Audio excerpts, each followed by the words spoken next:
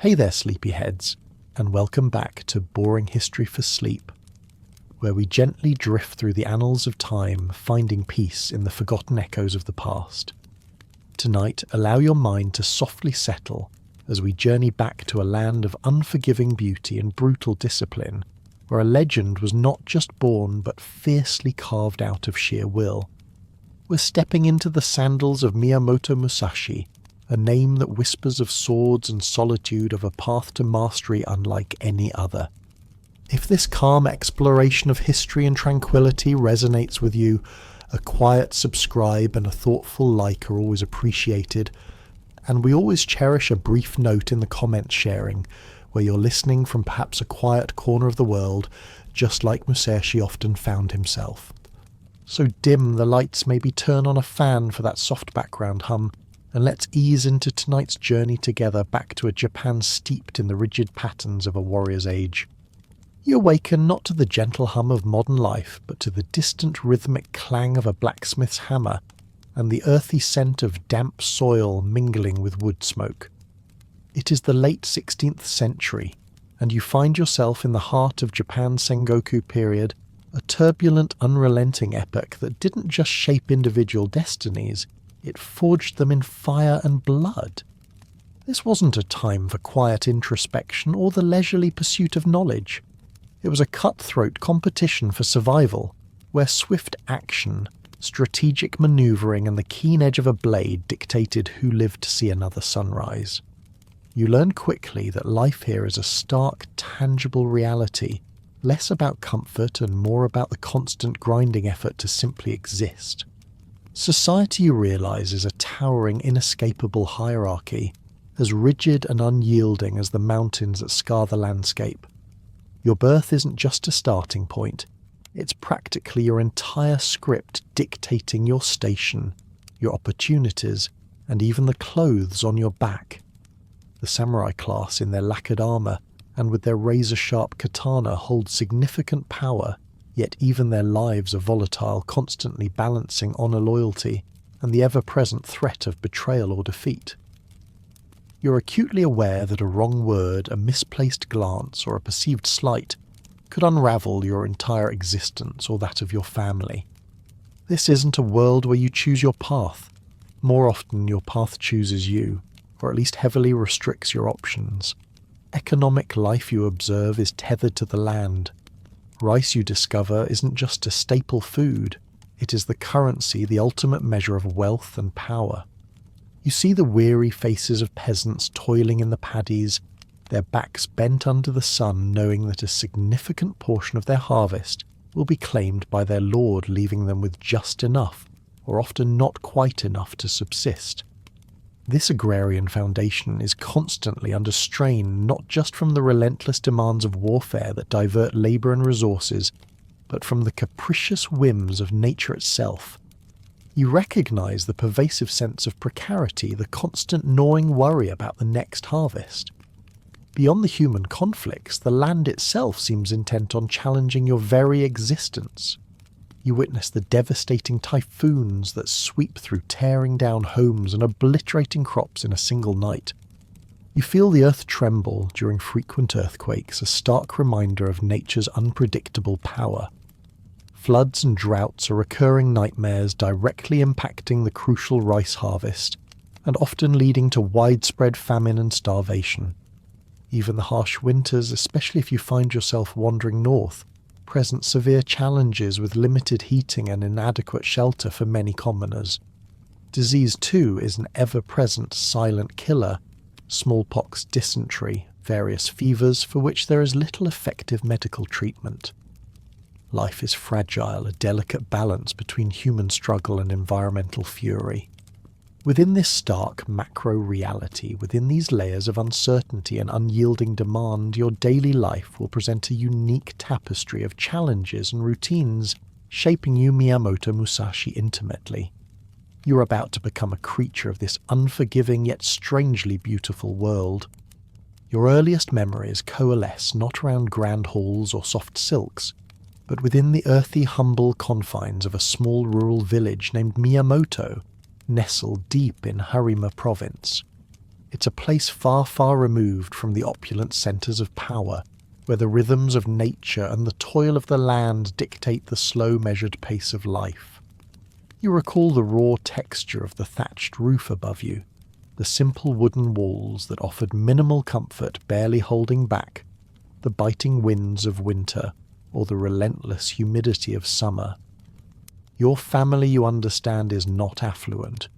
You're neither rich nor destitute, perched somewhere in the vast, often uncomfortable middle ground of the rigid social strata.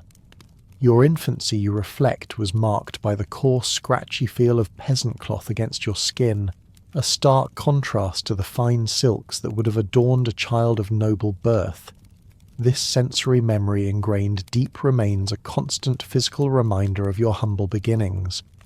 The air within such homes, you recall, was a constant sensory companion, a pervasive presence you learned to simply accept.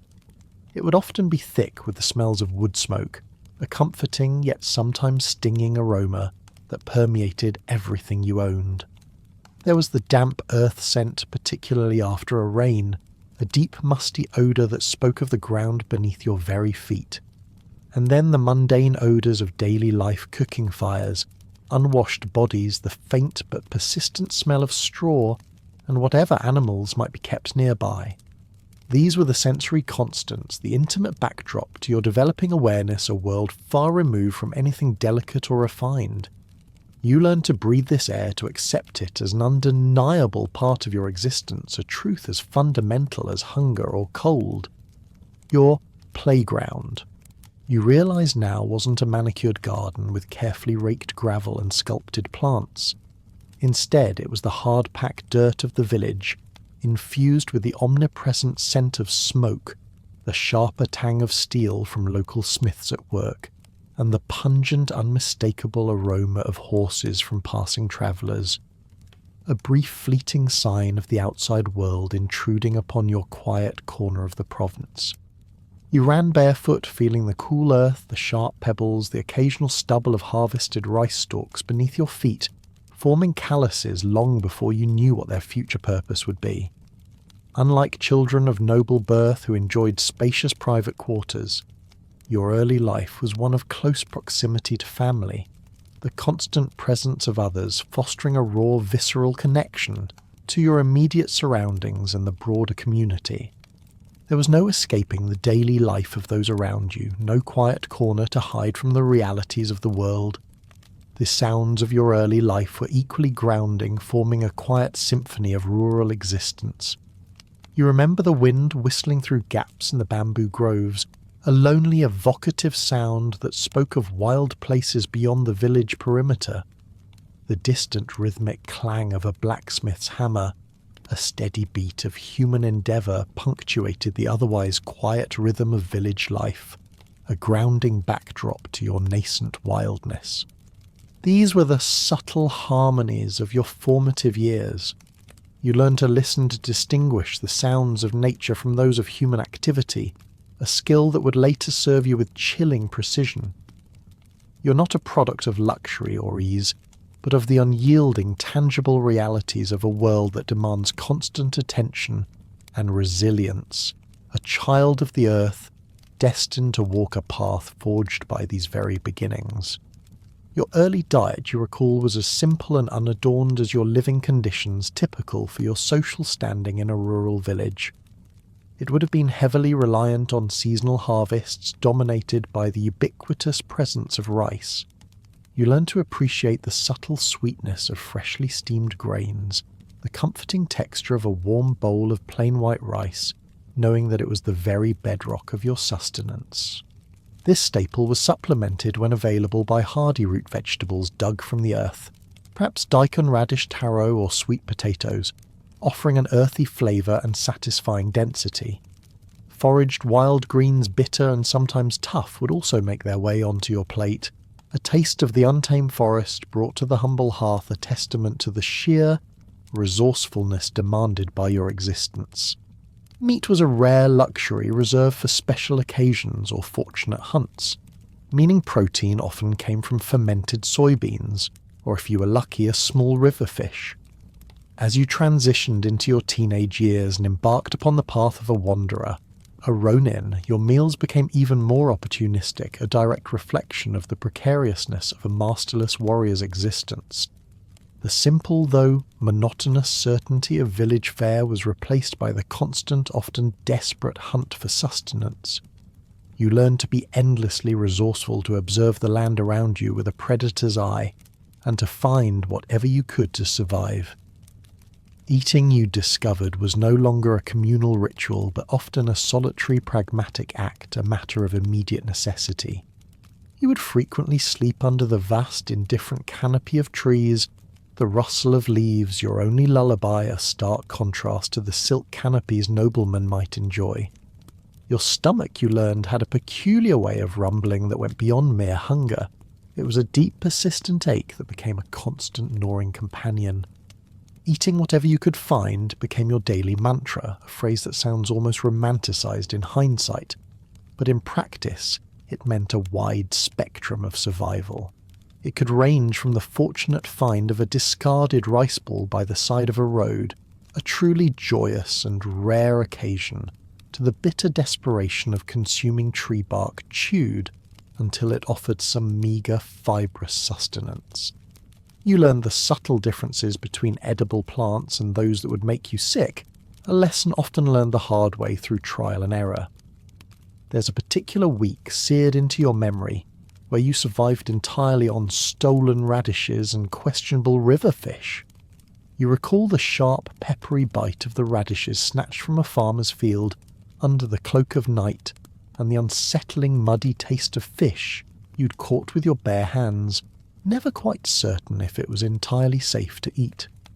It was a testament to the constant hunger and raw resourcefulness demanded by your chosen path, a brutal education in self-reliance that few could comprehend. Food preservation methods were basic, you observed, limited mostly to drying or salting techniques that yielded little in terms of flavour variety. This meant fresh, varied meals were largely a luxury, largely unknown during your extensive travels. You came to know the taste of plain unseasoned rice with an intimacy that few others did, or the earthy bitterness of foraged wild plants, a constant reminder of your self-imposed austerity.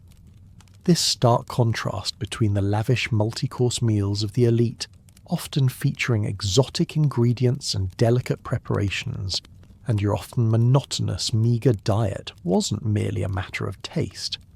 It underscored your fundamental rejection of conventional comforts in pursuit of mastery, a quiet internal declaration that your path was not one of indulgence but of rigorous, unyielding discipline. Your body, you quickly realized, was a tool, and you fed it precisely what it needed to survive, not what it might desire for pleasure. Your early childhood, you realized, was steeped in the rudimentary hygiene practices of a rural Japanese village, a world away from the refined rituals of the aristocracy. For you, bathing often meant a bracing cold wash in a nearby river, the chill water shocking your system but leaving you feeling invigorated if not entirely scrubbed clean.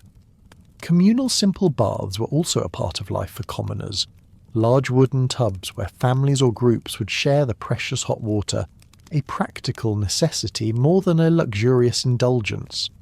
There was a particular clean, almost austere scent to freshly washed linen dried in the sun, an aroma that you came to associate with the fleeting moments of cleanliness.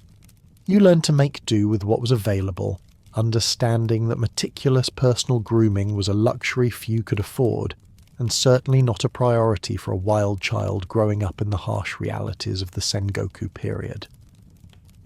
As you grew older and embraced the life of a young wanderer, a Ronin with no fixed abode, you actively embraced an unkempt appearance. It wasn't just a consequence of your rootless existence. It became a deliberate statement, a visual marker of your chosen independent path. You remember the feeling of your wild hair, often matted with dirt and leaves from sleeping outdoors, a stark contrast to the meticulously oiled and coiffed top-knots of respectable samurai. Your clothes were perpetually torn-stained, patched and repatched, until they were more patchwork than original fabric, bearing the indelible marks of countless miles travelled and countless nights spent under the open sky. Your feet, you recall, were a testament to your journey, muddy, calloused, hardened by endless walking on rough terrain far from the pristine tabi and wooden geta of town dwellers. You eschewed the polished, refined look of traditional samurai, seeing it as an unnecessary distraction, a superficial concern that had no place in your pursuit of true martial mastery. You remember the whispers. As you passed through villages, peasant children, wide-eyed and curious, would sometimes nudge each other, asking why that man looked like he hasn't bathed in a year. You heard it, you felt their gaze, but it held no sting. You learned to ignore the subtle judgment in their eyes, the quiet disdain of those who valued conformity and cleanliness. This public perception, you understood, highlighted your stark defiance of societal norms regarding cleanliness and presentation. It was a conscious choice, a rejection of an entire aspect of samurai culture, a statement in itself. This deliberate disregard for conventional grooming was a stark visual contrast to the neatly oiled hair and polished armour of typical samurai who meticulously maintained their appearance as a mark of honour, discipline and status. Their pristine appearance was a declaration of their adherence to societal expectations, a reflection of their lord's prestige. Your appearance, by contrast, was a declaration of your fierce independence, your untamed spirit. Your constant scent, you realise, was a byproduct of your outdoor unattached lifestyle, the aroma of river water and stubbornness, as you sometimes mused, or the persistent smell of campfire smoke clinging to your worn garments. These odours, these visual cues further set you apart from the perfumed elite, marking you as something wild, something outside the established order. The sensory experience of perpetual dirt, unkempt hair, and the rough texture of your worn clothes became an integral part of your identity, a physical manifestation of your untamed spirit. You were not just a warrior, you were a creature of the wild, honed by its elements and unburdened by its superficial demands. From the moment your small legs could carry you, your daily labour was not the innocent games of childhood, but the relentless, demanding practice of swordsmanship under the stern tutelage of your father Shinmen Munisai. While other children were learning to chase butterflies or craft simple toys from wood, your hands were already gripping practice swords, wooden bokken, heavy and unforgiving in your small grip. The weight of the wood, the jarring impact against an imaginary opponent, the persistent ache in your young muscles, these were the earliest physical sensations that defined your existence. Your father didn't believe in gentle introductions. He believed in the brutal, unvarnished truth of the blade, a truth delivered with the subtlety of a cannon blast. Your father's idea of bonding time, you remember with a wry, distant amusement, was gruff and unforgiving, less catch-and-release fishing, and more live combat training. It was centred entirely around sparring sessions where the stakes, though not life and death in a literal sense, were imbued with that gravity. Hesitation equals death. He would bark, his voice sharp and unyielding, a constant refrain that hammered home the ultimate consequence of failure. This wasn't merely a lesson in technique. It was a profound foundational lesson in mindset, fostering a constant state of vigilance, a brutal efficiency and an unwavering commitment to decisive action. You learn to move, to react, to anticipate, not just with your body, but with every fibre of your being, as if your very existence hung in the balance, with every parry and strike. There was no room for error, no mercy for weakness. While other children your age were perhaps learning simple kanji, tracing characters in the sand or on rough paper, you Miyamoto Musashi were learning how to parry a death blow. Your education was unconventional, intensely demanding and singularly focused on survival and combat. The subtleties of poetry, or the intricacies of court etiquette, held no value in your father's eyes. Only the raw practical skills of a warrior mattered. You remember the sting of his bokken against your arm, the sharp reprimand in his eyes, far more potent than any physical pain. This was not merely training. It was the relentless forging of a weapon, an early initiation into the unforgiving world you would eventually conquer. The labour of a Ronin, you later discovered, was a constant, exhausting cycle of physical exertion. It involved endless walking mile after mile through varied terrain, dusty roads, muddy trails, dense forests, steep mountain passes, your calloused feet becoming one with the earth. You slept outdoors under the indifferent gaze of the stars, enduring the biting cold or the oppressive heat, always alert to the subtle sounds of the night. Foraging for food became a primal instinct, a daily quest for survival. And then there was the constant seeking out of dojos, not for instruction, but for challenges, for the opportunity to test your skill against established masters to refine your edge. The wilderness itself became your training ground, every step, every moment a lesson in resilience and adaptation. Your training was not confined to formal sessions within a dojo. It permeated every aspect of your existence. The rivers sharpened your senses, their rushing currents and hidden eddies, teaching you about flow, about the subtle movements of nature, about the importance of being both fluid and unyielding. The cold wind taught him patience, its relentless bite forcing you to endure, to wait, to temper your impatience with a quiet, steely resolve. Nature in its rawest form integrated its harsh realities into your martial development, stripping away any pretense or softness. Every step on the hard-packed dirt, every encounter with the elements, was part of a continuous, demanding regimen designed to hone you day after brutal day like a blade against whetstone. The raw physical demand of this existence was palpable. The aching muscles from long marches, the sting of cold wind on your exposed skin, the burning sensation of hunger that gnawed at your belly.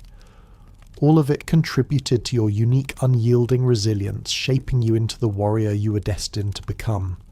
Your childhood, you would readily admit, was characterized by a wild, unruly nature, a defiant rejection of the tidy, well-behaved child archetype that society so carefully cultivated. You were not the child who would bow politely, whose hands were always clean, who would memorize verses and recite them with a serene expression. No, you were the whirlwind, the child who preferred the untamed forest to the quiet garden, whose energy seemed boundless, and whose spirit chafed against the confines of expectation. This untamed essence, you realize, was not merely a phase. It was the foundational core of your being, a deep-seated resistance to conformity that would define your entire life's trajectory. You felt a restless energy within you, a constant urge to move, to challenge, to push against boundaries even then. Your education, as you understood it, was primarily martial, dictated entirely by your stern swordsman, Father Musashi. He was a man of few words and fewer soft gestures, a pragmatist who valued survival skills, the sharp edge of a blade, and the brutal efficiency of combat above all else. Academic graces, the nuances of social interaction, or the delicate arts of calligraphy and poetry held little to no sway in his world and by extension in yours. You learned to read the glint in an opponent's eye, the subtle shift in their weight, the silent language of impending conflict long before you mastered the intricacies of written kanji. Your classroom was the dirt patch outside your home, and your lessons were delivered with the unsparing clarity of a master demanding perfection from his apprentice, knowing that mistakes in your chosen path could prove fatal. There were no participation trophies in Musashi's world. His idea of a pep talk usually involved a fresh bruise and a lecture. This wasn't cruelty for its own sake, you understood, but a brutal pedagogical method designed to instill a fierce, unyielding drive for victory and a profound, visceral understanding of consequences. You learned that in the realm of the sword there were no second chances, no consolation prizes.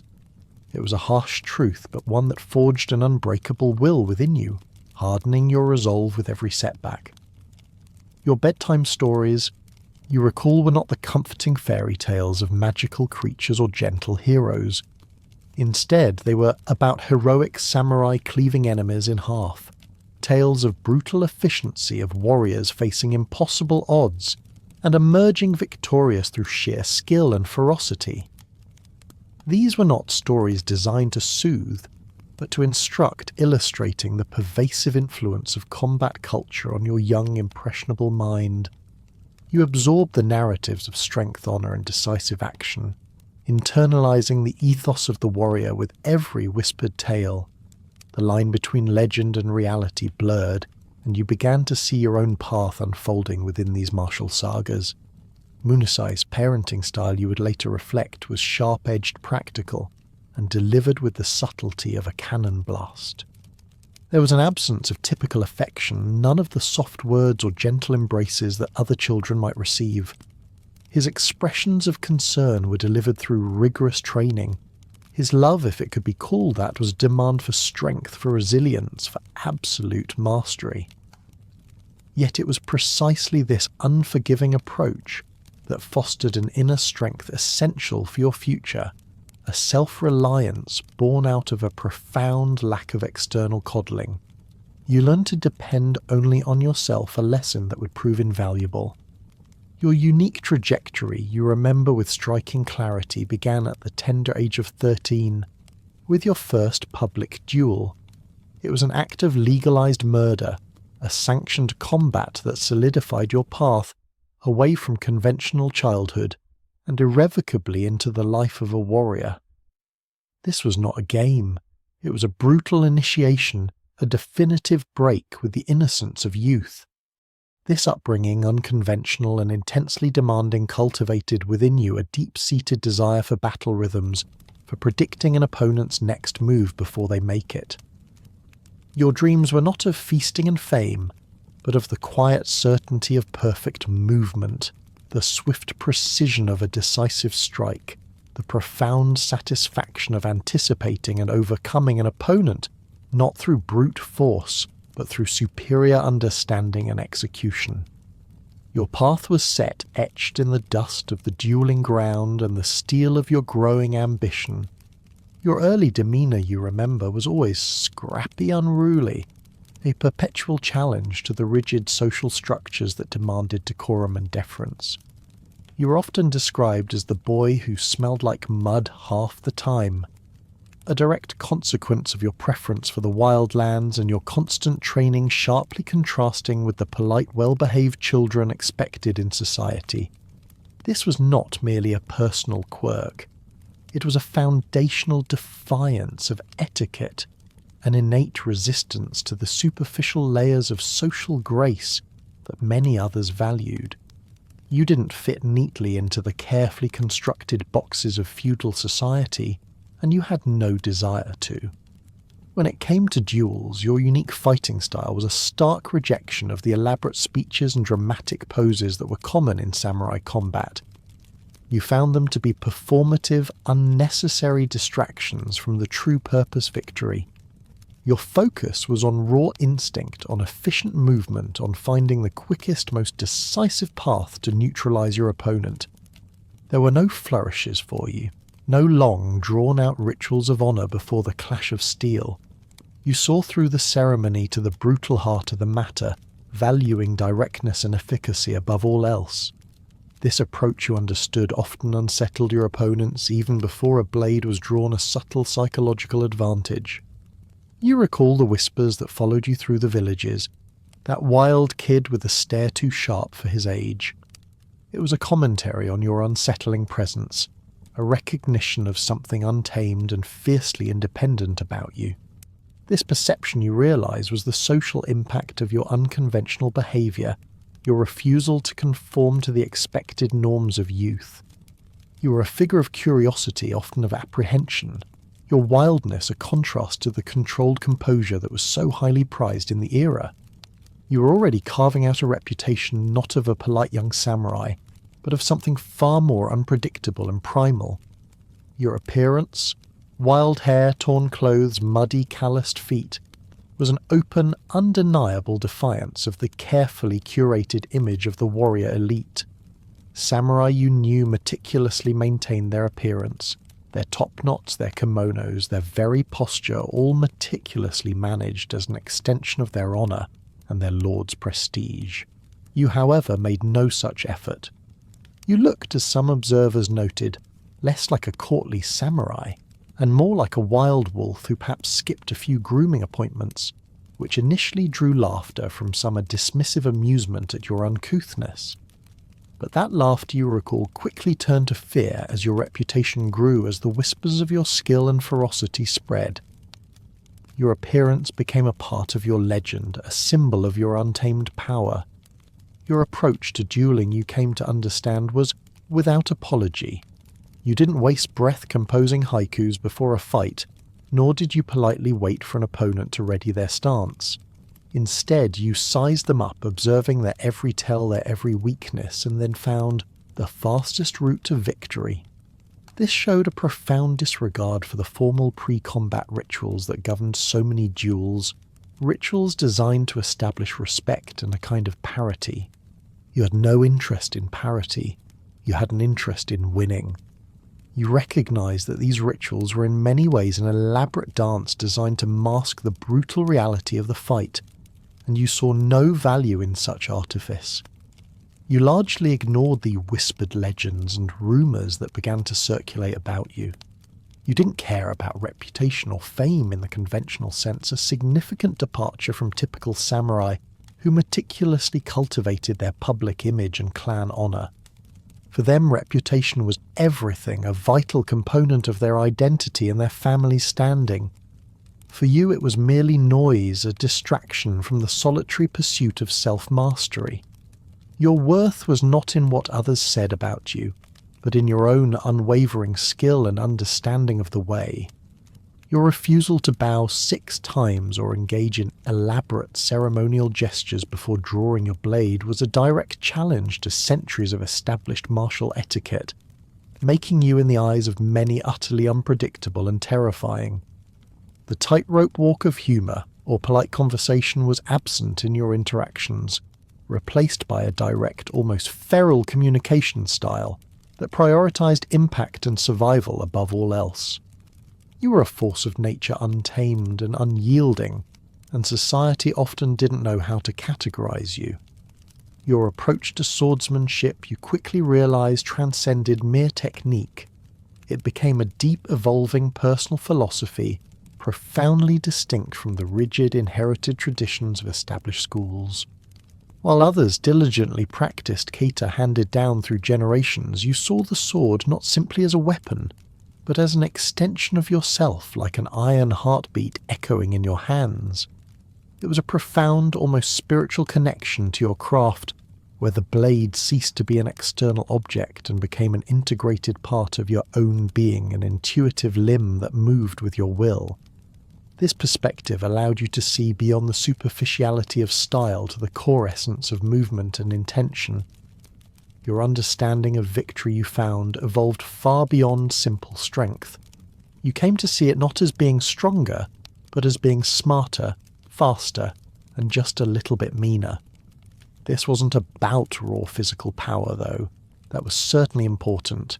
It was about mental and strategic superiority, about outthinking your opponent, about exploiting their weaknesses before they even recognized them, and about possessing a ruthless, unwavering will to win. You realized that a well-placed feint, a sudden burst of speed, or a calculated psychological jab could be far more effective than a simple clash of brute force. The battle, you understood, was often won or lost in the mind long before the blades ever met. You invented something new, something terrifyingly effective.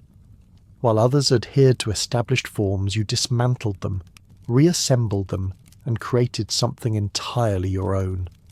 Dueling in your hands became less about elegant artistry, and more about chess played at the speed of lightning. It was a rapid-fire sequence of observation analysis and decisive action, breaking all traditional rules of style and tradition. You moved with an unpredictability that baffled trained opponents, forcing them out of their comfortable learned patterns and into a realm of chaos and uncertainty, where you, the master of chaos, thrived. This innovation was not a matter of intellectual design, but a natural outgrowth of your relentless pursuit of efficiency and victory. The development of your two-sword technique, Nite-Nichi Ryu, was a revolutionary act of direct defiance of the rigid patterns taught in dojos.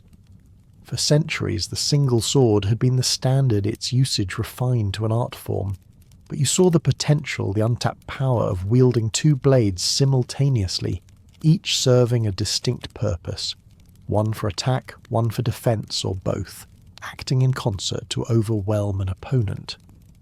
You created your own rhythm, your own style, an ultimate expression of your individuality and your refusal to be bound by convention. This was not a technique passed down.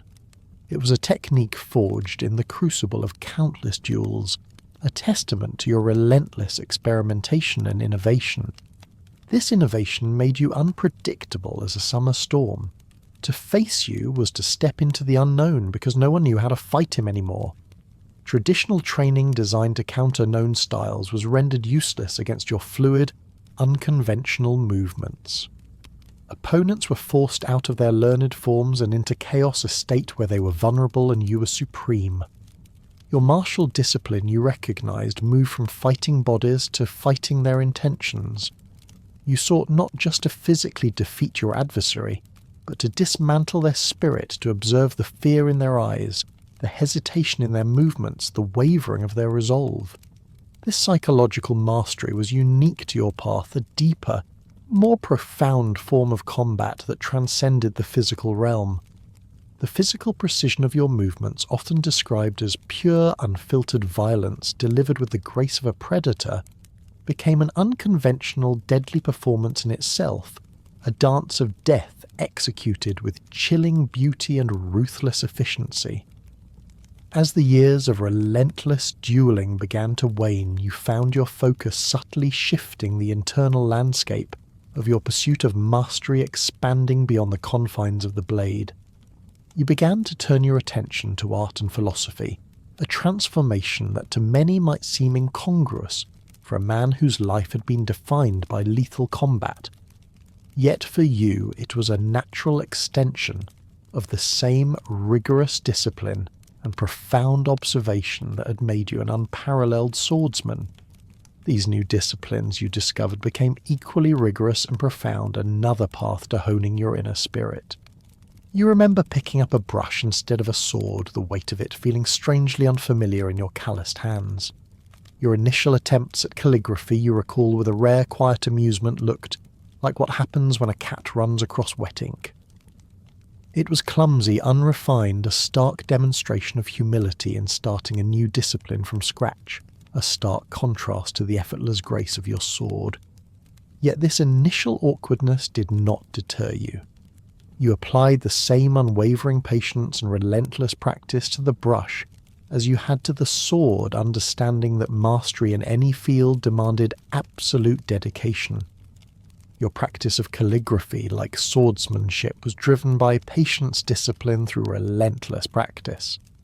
You saw the brush strokes, almost like the movements of a sword flowing precise alive. The careful control of ink, the deliberate pressure, the sweep and flick of the brush, all mirrored the movements of a blade in combat. Each stroke was a moment of focus, a breath held a deliberate action requiring the same presence of mind and clarity of intention as a duel. You recognized the profound connection. Swordsmanship and art are not opposites. They are twins. Both demand presence. Both demand balance. Both demand the ability to see the world clearly. The pursuit of beauty, you realized, required the same piercing insight as the pursuit of victory. Beyond painting and calligraphy, your multidisciplinary engagement extended to carving sculptures from wood, finding a quiet satisfaction in shaping raw material into form, and even to the practice of the tea ceremony. You approached the delicate ritualized movements of the tea ceremony with the care of a general preparing for war. understanding that true mastery lay in the meticulous attention to detail, the profound awareness of each moment, and the internal discipline required to execute every step with perfection. These were not mere hobbies.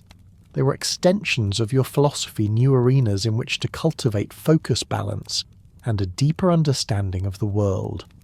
This multidisciplinary engagement made you in the eyes of many a strange figure. You were a Ronin who can kill 10 men before breakfast and paint a delicate ink wash of a cherry blossom branch by lunch. This juxtaposition of brutal martial prowess and refined artistic sensibility was baffling to those who saw these paths as entirely separate. But for you, they were simply different expressions of the same underlying principle of mastery, different facets of a singular pursuit. You understood that while victory is temporary, mastery is eternal. A duel might grant you a fleeting moment of triumph, but true enduring achievement lay in the cultivation of the self, in the creation of lasting beauty or profound wisdom. You realized that a sword wins battles, art wins immortality, shifting your focus from external conflict to internal creation, from the transient glory of combat to the enduring legacy of artistry and thought.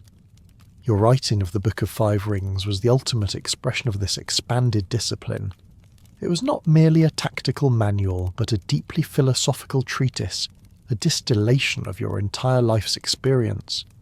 You crafted each word as a duel against ignorance, and each sentence as a parry against ego, a testament to the meticulous crafting of wisdom. The process of writing, of articulating your insights, demanded the same focus and precision as facing an opponent, turning the act of creation into its own form of combat, a struggle against the limitations of thought and language. Your early life, you recall, was undoubtedly influenced by the pervasive folk beliefs and superstitions of rural Japan, the quiet traditions woven into the fabric of daily existence. You would have witnessed villagers offering small prayers to local kami spirits believed to inhabit trees, rocks and streams, or participating in minor seasonal festivals meant to appease the harvest gods or ward off ill fortune. These were the unspoken frameworks that guided many lives, shaping an intuitive understanding of the unseen forces at play in the world. Alongside these local traditions, you were also implicitly aware of the more formal spiritual frameworks that structured Japanese society, particularly Buddhism and Shintoism, though not through direct academic study. Your father's brutal training, you realize implicitly, taught you a philosophy of self-reliance, a stark practical form of Zen long before you ever formally encountered its tenets.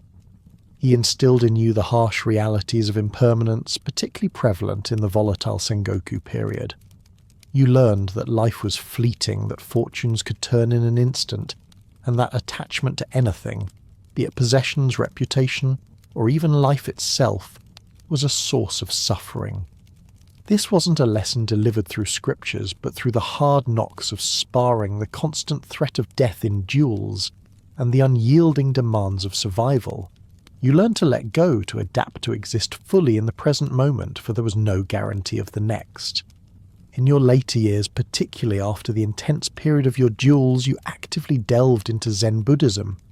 However, your path was not through traditional temple studies, the quiet contemplation within monastic walls, but on your own through experience. Your dojo was the natural world, your scripture the stark reality of your solitary existence. You integrated Zen principles into your solitary life, not through rote memorization, but through direct visceral experience, embodying its teachings in every breath and movement. You meditated not on cushions in a serene zendo, but under waterfalls, the icy spray and thunderous roar washing over you, forcing you into a state of intense, present moment awareness. You fasted until your body feels lighter than air, pushing the limits of physical endurance to transcend its demands, to experience the clarity that comes from the shedding of worldly desires.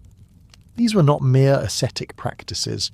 They were profound acts of spiritual discipline, forging within you an unbreakable will and a profound intimate connection to nature seeing the divine in the raw, untamed elements. Your reclusion in Reigando Cave, the Spirit Rock Cave, became your ultimate spiritual retreat. It was a secluded, austere dwelling carved into a mountainside, a place of profound solitude and quiet contemplation. There, surrounded by the unyielding rock and the vast, indifferent landscape you spent your final years. This retreat, you realized, taught you patience, not just waiting, but enduring with calm resolve. It taught you humility, understanding your place within the grand scheme of the universe, and perspective, seeing beyond the immediate concerns of the ego to the eternal truths. Through the raw experience of nature and solitude, you refined your spirit to its purest form. It was during this time that you realized the perfect duel isn't the one where you crush your opponent. It's the one you never have to fight. This was a profound shift in your understanding, a movement towards non-conflict, as the ultimate mastery echoing the deepest principles of Buddhist thought. The true victory, you understood, was not over another, but over the internal impulses that led to conflict and mastery of self that transcended the need for external validation or conquest. Your final work. The Book of Five Rings, divided into Earth, Water, Fire, Wind and Void, presented a layered spiritual and strategic framework for mastering conflict and life. Each book was not just about combat tactics, but about understanding different aspects of reality, different approaches to engagement. It reflected a deep philosophical insight gleaned from a lifetime of experience. The Void Book, you explained, represented the space between thought and action, the state of pure awareness, the pinnacle of your spiritual understanding, aligning perfectly with Zen's emphasis on direct experience, emptiness, and the unconditioned mind. This deep spiritual foundation provided a quiet resolve, allowing you to accept your own death, preparing deliberately, honorably, without fear or regret, as the ultimate embodiment of spiritual mastery and understanding of impermanence. Your familial relationships, you remember, were never defined by conventional warmth or overt affection. Instead, they were shaped by a harsh, pragmatic approach, particularly with your father Munisai. His love, if it could be called, that was sharp-edged, practical, and delivered with the subtlety of a cannon blast. It wasn't the gentle, comforting presence that storybooks might describe. It was a relentless, demanding force designed to forge strength and self-sufficiency. You learned early on that sentimentality was a luxury you couldn't afford, a potential weakness in the brutal world you were being prepared for. Indeed, your childhood, you recall, profoundly lacked conventional affection. Affection is rare, praise is rarer, and gentle hugs are pretty much non-existent, you would later reflect. This absence of typical familial comfort wasn't necessarily a void, but rather a crucible that forged an independent, self-sufficient spirit within you. You learned to rely on your own inner resources to find strength, not in external validation, but in your own capabilities and resolve. There was no one to coddle you, no soft words to assuage your fears, only the hard truth of expectation and discipline. This upbringing, though devoid of warmth, instilled a resilience that would define your entire path. At the radical age of 15, you made a definitive, life-altering decision to leave home. This wasn't merely running away. It was a conscious, irrevocable choice to become a Ronin, a masterless samurai. This decision implicitly meant rejecting the traditional family structures and the often arranged marriages that were common for samurai, even those of modest means. You understood that to tie yourself to a family, to accept an arranged marriage, was to bind yourself to a specific lineage, to obligations, to a path dictated by others. You chose instead the uncertain, dangerous, but profoundly free path of the solitary warrior, answerable only to yourself. Your wandering life, a nomadic existence with no fixed abode, further isolated you from the domestic sphere. You slept under trees, not silk canopies, a choice that made a stable family life virtually impossible. the concept of settling down, of building a home, of raising children was antithetical to your chosen path of relentless self-mastery through ceaseless travel and combat. Every mile you walked, every night you spent under the stars pulled you further away from the conventional expectations of family and domesticity. You were a creature of the road, and the road offered no place for the comforts of hearth and home. Even as your formidable reputation grew and powerful lords attempted to recruit you into their service, they would sometimes offer daughters as part of their overtures, pragmatic alliances of marriage designed to bind you to their lineage and secure your formidable skills. But you consistently refused prioritizing your unique path of mastery above these political and social alliances.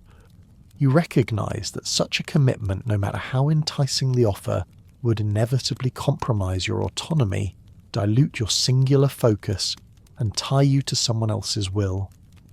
Your path was solitary, and you were unwavering in your dedication to it. The concept of romantic love, often confined to the idealized narratives of fiction in your era, held no sway for you. Your pursuit of mastery consumed your emotional and physical energy, leaving little room for the intricate dance of courtship or the complexities of attachment. Your heart, you understood, was given over entirely to the way of the sword and later the way of the brush and spirit.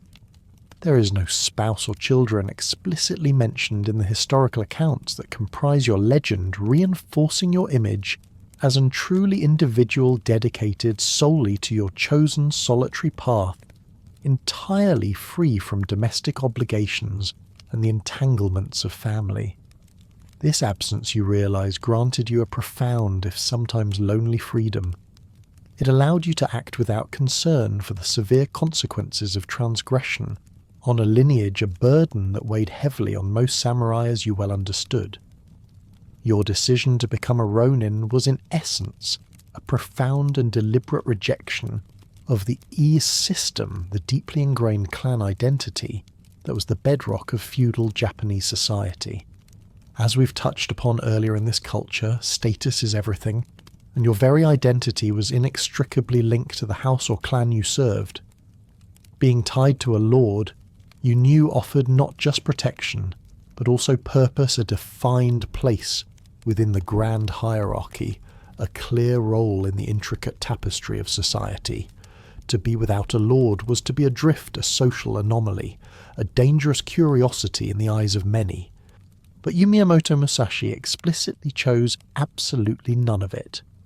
You looked at the structured world of allegiances and obligations, and in a metaphorical sense likened it to arriving at a medieval career day declaring not today, and then gracefully exiting into the wilderness, probably whistling a tuneless tune. This was not a passive withdrawal. It was an active, defiant severance from inherited identity, a declaration of independence that was both radical and profoundly audacious. In a culture where who you serve is almost more important than who you are, you proudly and stubbornly remained masterless, making you a walking scandal in the eyes of respectable samurai, a man who defied the very definition of their class. You firmly believed that if you tied yourself to someone else's house, someone else's rules, you would never become the warrior you were meant to be. The constraints, the loyalties, the political manoeuvring, the need to conform to another's will, all of it you felt would hinder your singular pursuit of self-mastery. Your growth, your evolution as a swordsman and as a philosopher, demanded an unburdened freedom, an autonomy that could not exist within the rigid confines of clan service. You prioritized this internal calling above all external pressures, even the lure of wealth and status. This profound defiance, you realized, granted you priceless freedom. It was the freedom to evolve, adapt, and grow beyond the rigid limits set by tradition, unburdened by the generational impact of individual actions on a clan's reputation. A samurai's actions, whether honourable or dishonourable, reflected upon his entire lineage, his ancestors and descendants. For you, the consequences were yours alone to bear, a liberating if sometimes terrifying responsibility. You could make your own mistakes, forge your own path, and suffer your own triumphs and failures without the crushing weight of ancestral expectation, a privilege few others shared. The rumours that swirled around you the status of a living ghost story that began to attach itself to your name were less about shame for your clan, as you had none to damage in the conventional sense, and more about fear and awe of your singular, untamed power. You were a phenomenon, an enigma, a man who had transcended the very system that sought to define and contain all others. Your reputation was self-made, not inherited, a testament to your personal prowess rather than your lineage. Ultimately, Musashi's pursuit of mastery, you realized, was intensely individualistic. It was about sharpening your soul rather than polishing a legend for public consumption or clan honor. Your focus was inward on the relentless refinement of your own being rather than outward on how you were perceived by society or how you might bring glory to a banner. Your later turn to art and philosophy was the ultimate act of self-definition, carving your spirit into the world through words and art, creating an identity independent of social hierarchy or ancestral lineage. Ultimately, your legacy became not one tied to a specific clan, but to an ideal, a symbol of the eternal struggle between discipline and instinct, a path of self-mastery for anyone who dares to walk alone, a testament to the power of forging your own destiny in a world of fixed paths. The Sengoku period, the very crucible of your birth and early life, was characterized by a fragmented yet undeniably hierarchical power structure. At its symbolic apex stood the imperial court in Kyoto, a venerable institution holding immense prestige and spiritual authority, yet, as you well knew, increasingly devoid of actual political might. While the emperor was revered, the real tangible authority, the power to command armies and reshape the land, had long since shifted to the battle-hardened hands of others. The true power, you realize, resided with the shogun, the military dictator, and the powerful daimyo who commanded vast lands, private armies of samurai, and immense economic resources. These were the men who built castles, levied taxes, and waged relentless war against their rivals, constantly redrawing the political map of Japan with the blood of their soldiers. Their power was absolute within their domains, their word law and their ambition, the driving force behind much of the era's turmoil. You saw their banners, heard tales of their campaigns, and understood that their decisions rippled through every aspect of daily life, even in your humble village. Your choice to become a Ronin at 15 was therefore a direct and profound rejection of these established power dynamics. In this world, a samurai's protection and purpose were inextricably linked to serving a lord. To have a lord was to have a place, a meaning, a clear path. To be masterless was to deliberately step outside this framework, to choose a life of immense uncertainty and danger. You refused to pledge loyalty to any lord, or tie himself to a dojo or a war band, an act that in the eyes of many amounted to profound insubordination to the cascading demand for unquestioning obedience that flowed down the feudal hierarchy. Every layer of society, from the highest daimyo to the lowest peasant, was expected to conform to the will of those above them. You simply opted out. You consciously opted out of playing politics or polishing someone else's boots, prioritizing your personal mastery and autonomy over the administrative or enforcer roles that many samurai were compelled to play. You saw the constant maneuvering, the shifting loyalties, the compromises of principle that came with serving a lord, and you wanted no part of it.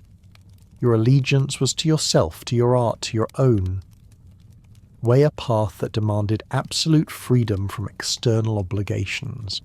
This choice, you realize, set you fundamentally apart from almost every other warrior of your time. The attempts by lords and generals to recruit him, offering gold, fine horses, land silk kimonos, a few even daughters, were not just expressions of admiration for your skill.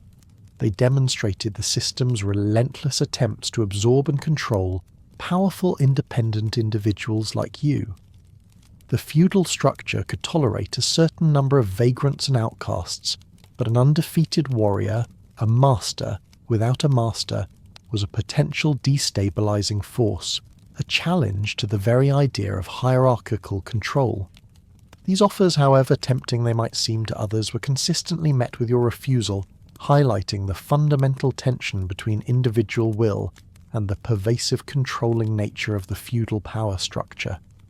Your very existence as an undefeated, masterless warrior, capable of dismantling prestigious institutions like the Yoshio school, served as a potent, unsettling challenge to the perceived invincibility of the established order.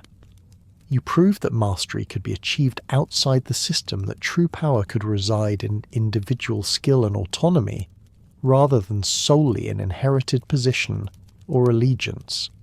This was a dangerous precedent, a silent yet undeniable subversion of the hierarchical norms that underpinned all power in feudal Japan. You were in a sense a living, breathing question mark at the heart of their rigid world. Your path, though solitary, was a constant, undeniable force reshaping the understanding of what a warrior could be. In the absence of a lord, you Miyamoto Musashi found yourself largely outside the formal legal structures that governed most people's lives. Your justice system was often the immediate will of your opponents, the unwritten brutal rules of the dueling ground, or simply your own blade.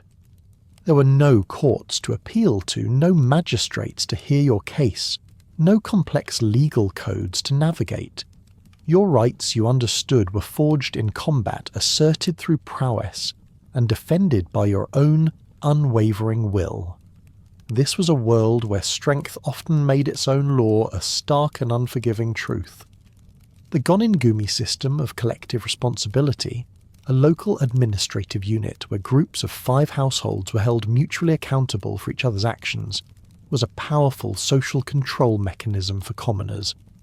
But as a wandering Ronin, you were a ghost untethered from such communal obligations. Your solitary nature negated its reach, freeing you from its social pressures, but also denying you the protection and support it could offer. You were truly alone, and this isolation, while providing a fierce freedom, meant every consequence was yours and yours alone. Your first duel at 13 against Arima Kihei, though certainly a violent act, was considered legalized murder within the samurai code. It operated entirely outside formal court proceedings, emphasizing that a samurai's honor, the right to settle disputes with steel, and a lord's implicit or explicit will often superseded state law in such matters. You recognized that the rules governing your life were different from those governing a merchant or a farmer. Your world was one of direct action, where disputes were settled, face to face, blade to blade, a pragmatic approach to justice. Public punishments, you knew, were common in this era. A brutal spectacle of floggings, mutilations, or executions designed to instill fear and enforce social order. Your duels, often unfolding as public spectacles, served a similar purpose, demonstrating a swift, decisive justice or humiliation delivered not by a magistrate but by your blade. The speed and finality with which you dispatched opponents, often before they could fully react, mirrored the often immediate and brutal nature of feudal enforcement, though in your case it was self-enacted. You brought your own brand of order to the dueling ground, a stark personal justice. The inherent lack of individual rights, as understood in modern terms, was a fundamental given in this society. Your path was not about seeking legal appeals or formal protections.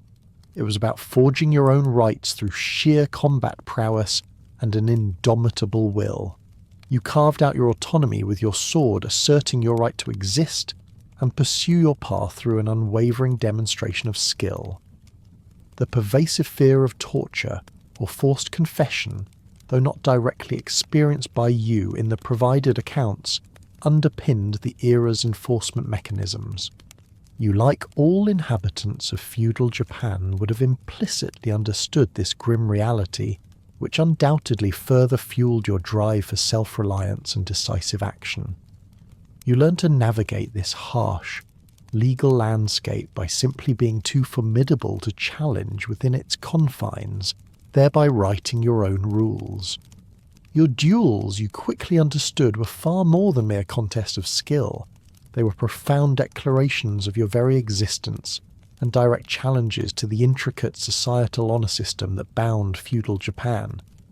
Each encounter was a high-stakes drama, almost a sacred ritual, often culminating in the opponent's death, or for the vanquished who survived a severe, irreparable humiliation that could utterly destroy their reputation and their clan's standing.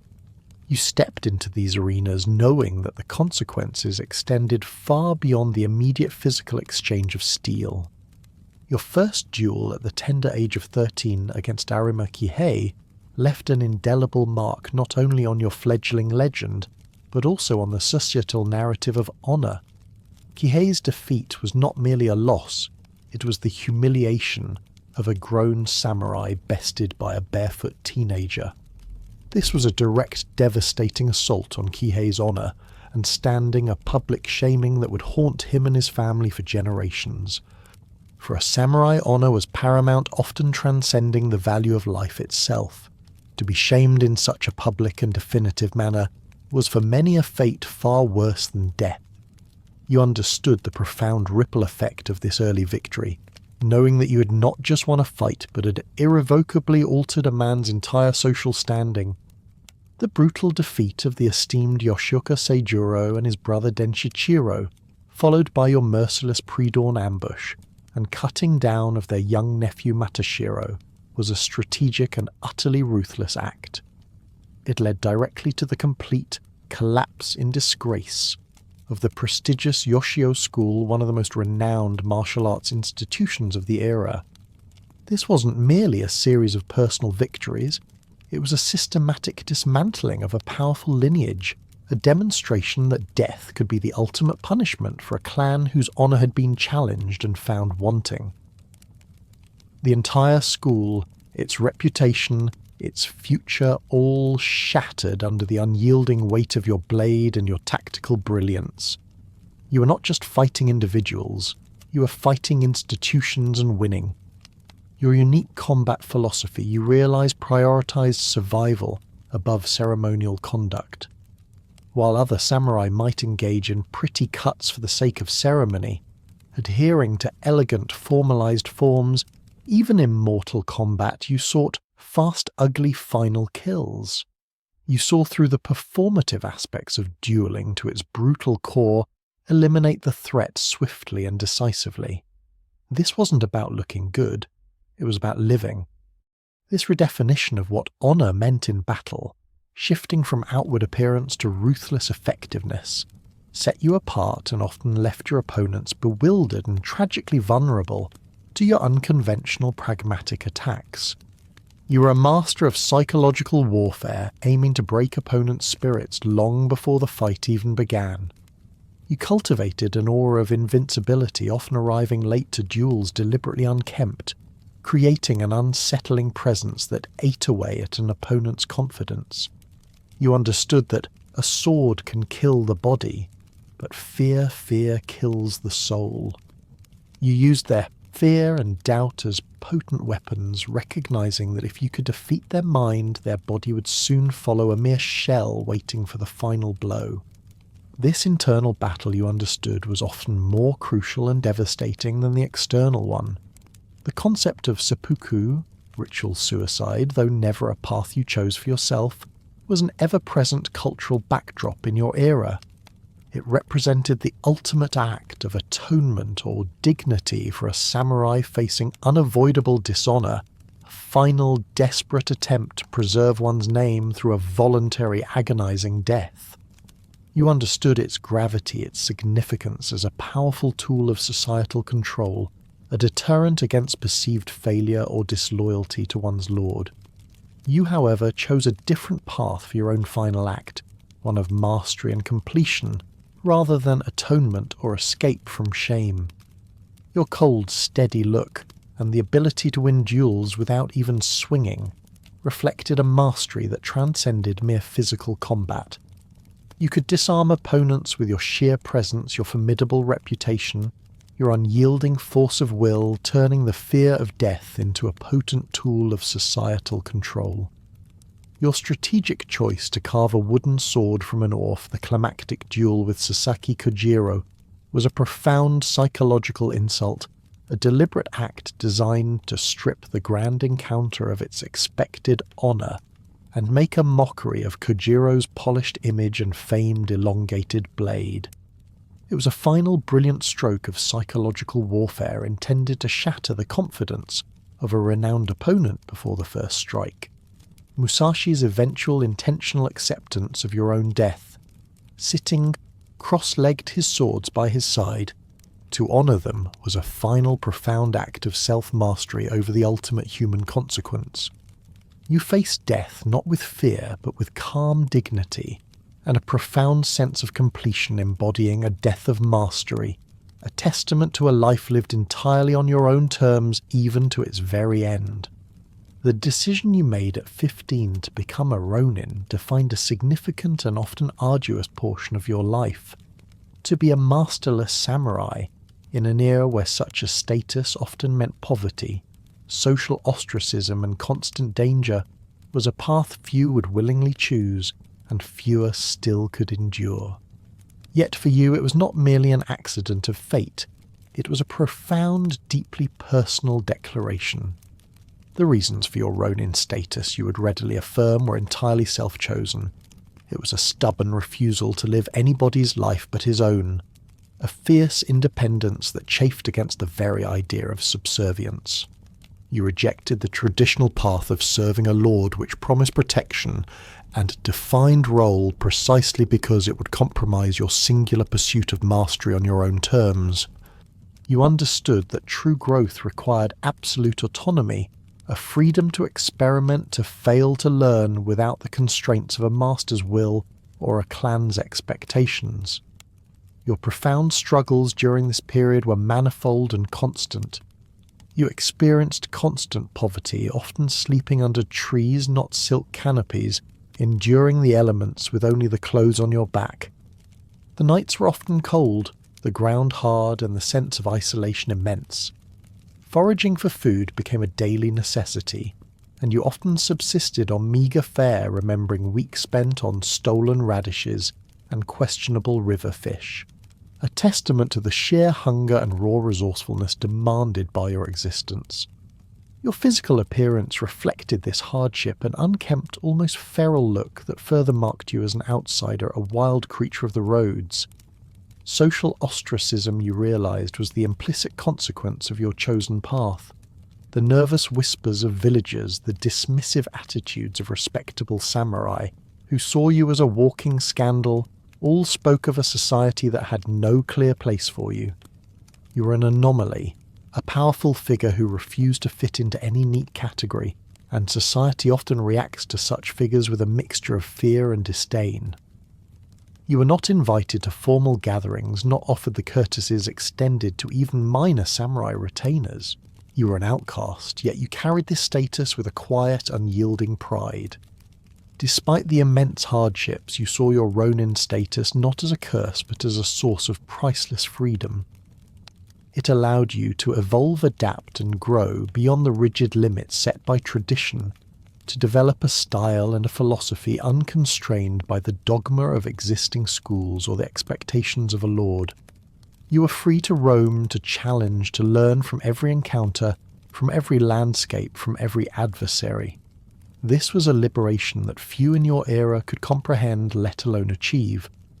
You explicitly stated, freedom is your sharpest blade, recognizing that this autonomy allowed you to answer only to yourself, to hone your skills without the distraction of political games, castle intrigue, or the need for a lord's protection.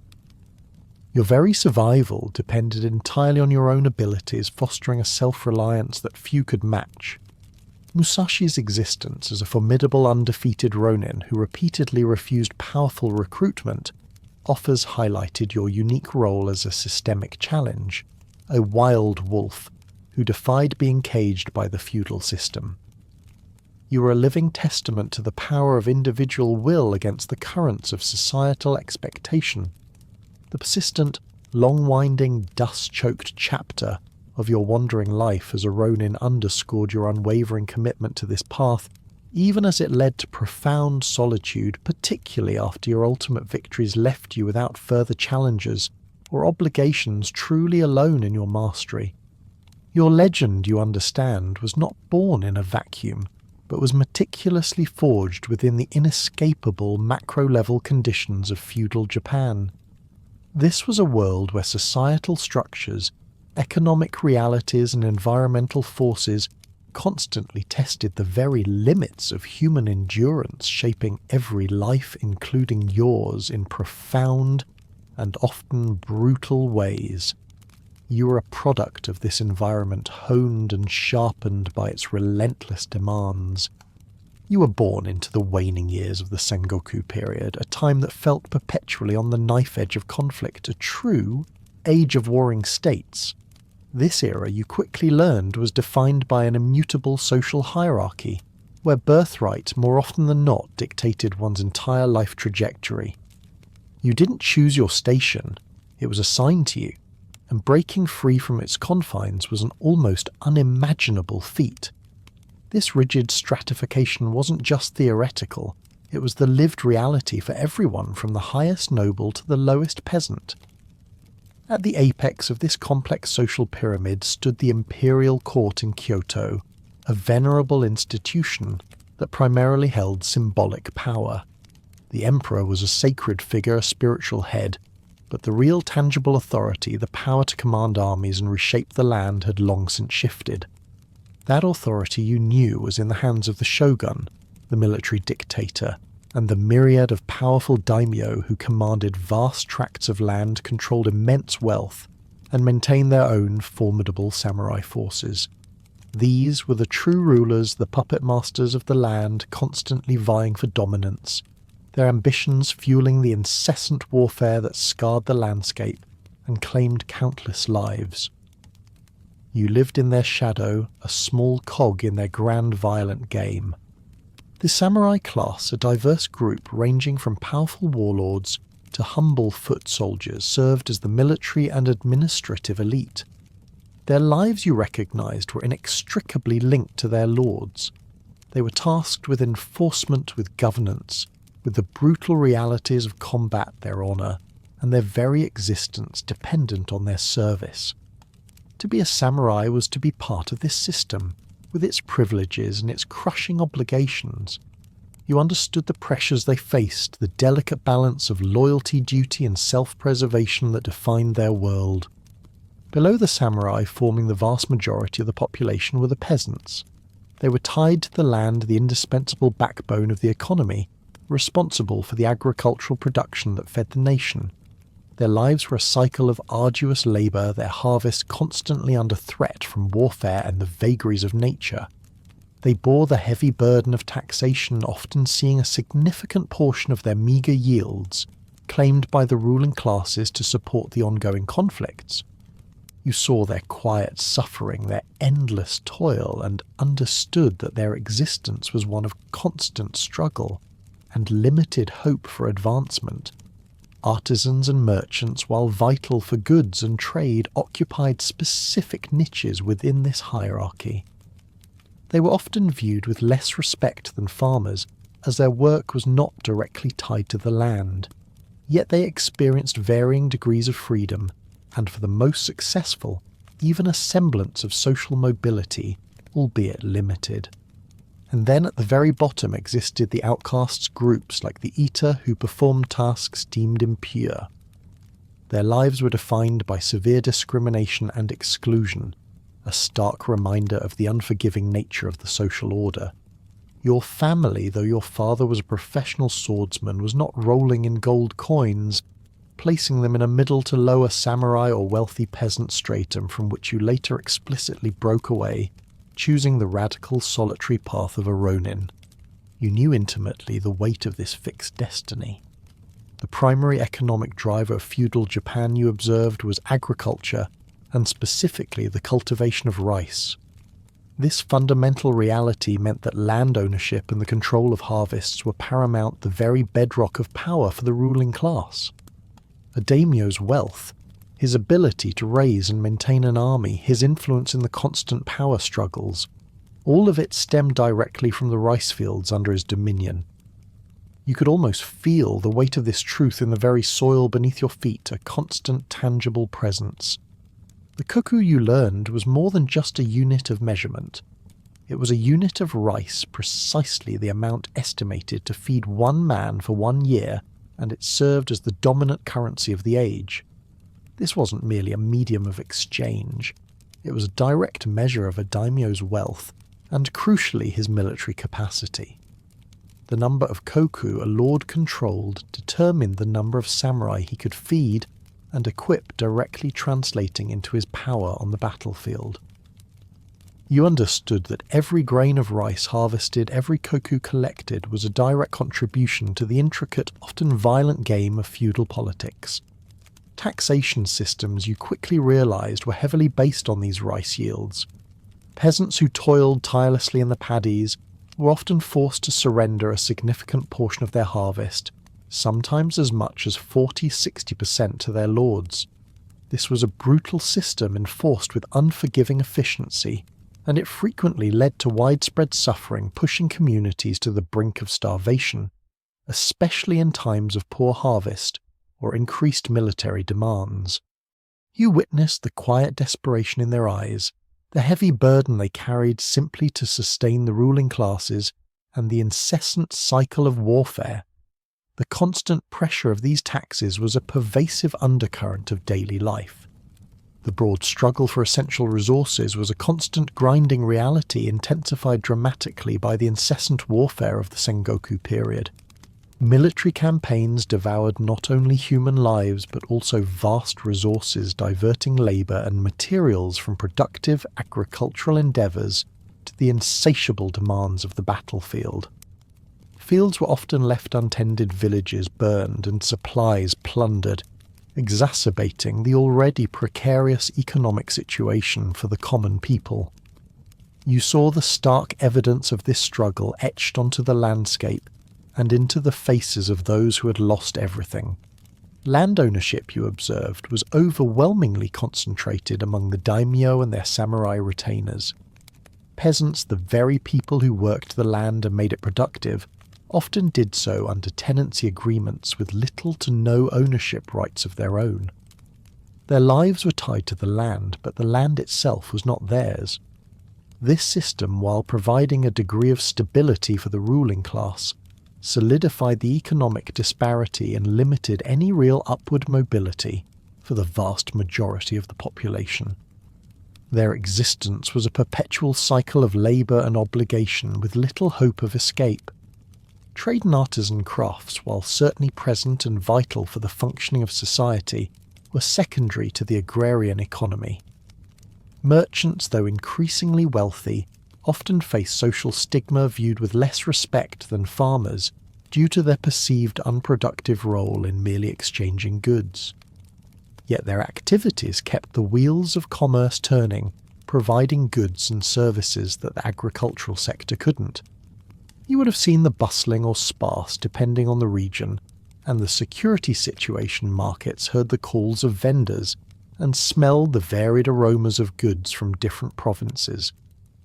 These sights and sounds form the auditory and sensory backdrop of this resource-dependent economy, a world where every aspect of life was dictated by the ebb and flow of rice, and the unyielding demands of survival.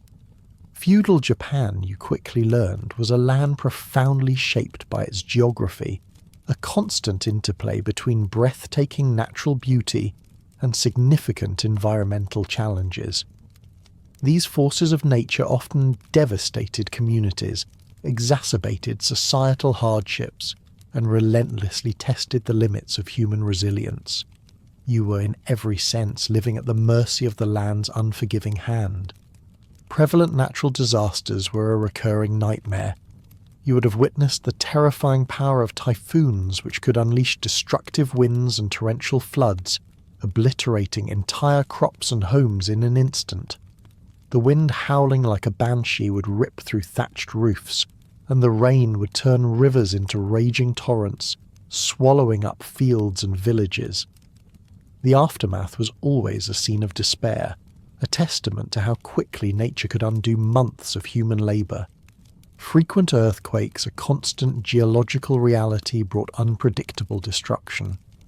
The earth, usually so solid beneath your feet, would suddenly tremble and heave, collapsing wooden structures and altering landscapes with terrifying speed. You would feel the ground shift, hear the creak and groan of timbers, and experience the primal fear that comes from the very ground beneath you turning treacherous.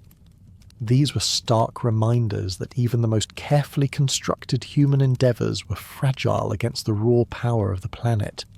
Floods and droughts were recurring threats, two sides of the same cruel coin, both directly impacting the crucial rice harvest.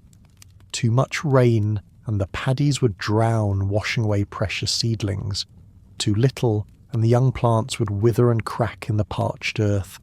Either extreme led directly to widespread famine and starvation, sweeping through communities with a silent, devastating efficiency, claiming countless lives. You saw the gaunt faces, the desperation, the desperate prayers offered for rain or for its cessation. Volcanic activity, though localized, posed extreme dangers in specific regions.